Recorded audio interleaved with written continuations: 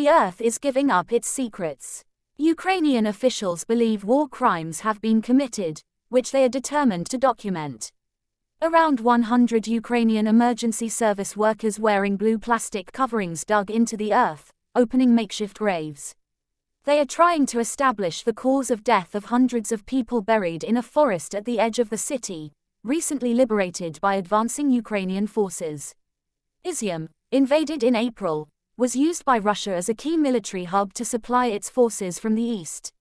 The exhumation was conducted mostly in silence, as police and prosecutors looked on. One officer put his head in his hands.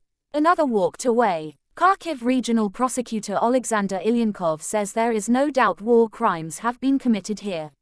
In the first grave, there is a civilian who has a rope over her neck. So we see the traces of torture, he told the BBC. He said almost everyone died because of Russian soldiers. Some of them were killed, some were tortured, some were killed because of Russian Federation air and artillery strikes. Ukraine was determined to show this disturbing sight to the world. Convoys of international journalists were brought to watch on. The burial ground, beside an existing cemetery, contains row after row of graves, marked by crude wooden crosses.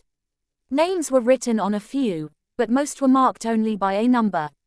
The burials here were carried out under the orders of the Russians when they were in control.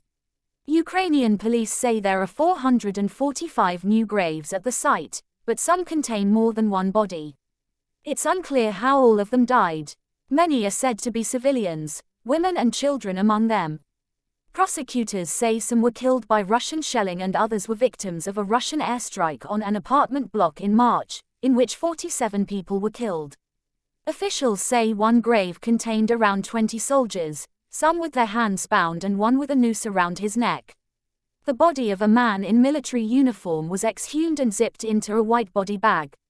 As the graves were opened, there were sporadic explosions in the distance as the security forces worked to demine the area.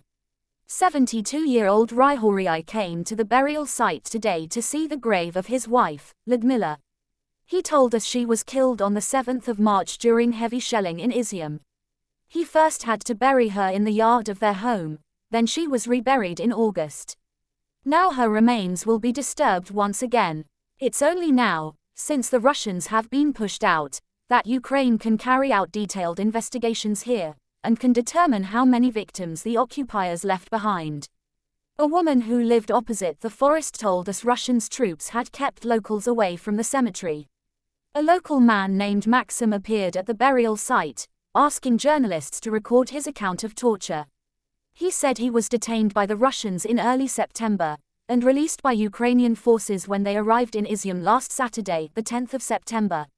He showed us the marks on his wrists caused by handcuffs, and said he had been subjected to electric shocks.